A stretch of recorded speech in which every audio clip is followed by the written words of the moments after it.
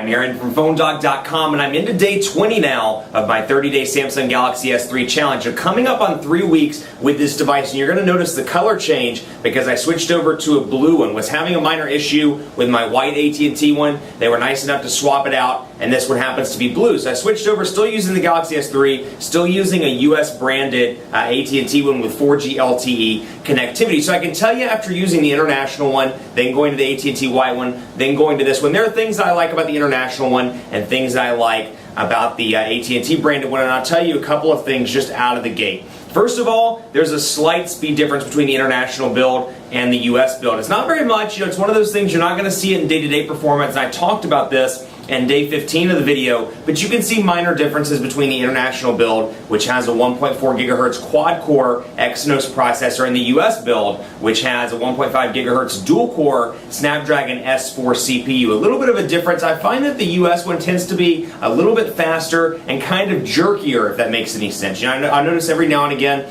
I'll go into a message and it'll kind of yank it in, or it'll do something, and it's not as fluid as it could be. Very rarely happens, but I see it from time to time, much like I've seen on the 1X and the 1S, some of these other devices that are packing dual-core Snapdragon S4 CPUs. I find that the international one is a little bit more smooth, maybe just a pinch slower, but despite being slower, the transition effects and the fact that it's a little bit more fluid kind of outweigh the fact that it's having, that it's slower. So it's one of those things, it's just a fluid, consistent performance. So if you compare it to the iPhone 4S or anything that's running iOS 5, iPhone 4 for example, more so the 4S, with the processor improvements, you're going to see a difference between the international build and the US build. Side by side though, still an exceptional US phone, my personal favorite Android device in the market right now because I think it offers a great value proposition for a lot of people. It offers a great ecosystem, it offers a great user interface for those people that are looking to migrate in, and kind of gets away from that Android kind of science fair project. I've said this in a couple of reviews and dogfights, but gets away from that Android look and feel and kind of makes it more of a mainstream operating system. HTC Sense 4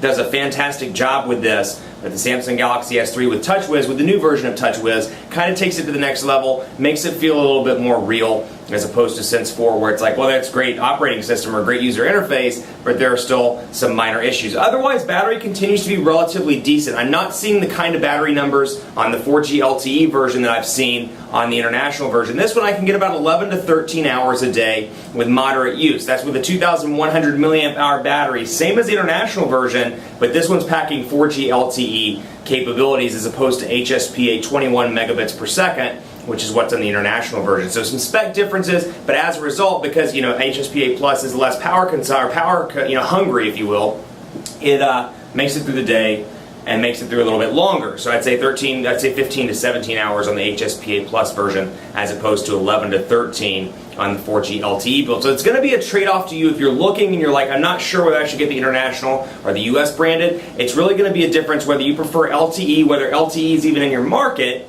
or if you want something with HSPA Plus, a little bit longer battery life, and that quad-core Exynos processor. It's a tough call, but so far both are great devices. It continues to be an exceptional device. It competes head-to-head against the HTC One X and maybe to a lesser extent the Apple iPhone 4S. I've still got 10 more days with this, getting ready to embark on a trip to San Francisco for Google I/O and for some meetings, so stay tuned. I've got 10 more days as part of my 30-day challenge, so I'm going to want to hear from you as it goes on as to what you want to see in the next couple of videos. Be sure to hit me up, Twitter, PhoneDog_Aaron, Facebook, Facebook.com/PhoneDog. Let me know what you want to see on this device. If there's a particular feature, a setting you'd like to see displayed in one of my final videos, I'd love to do it for you. Let me know at Twitter or at Facebook. Thanks for watching. More to come on the Galaxy S3 Challenge on PhoneDog.com.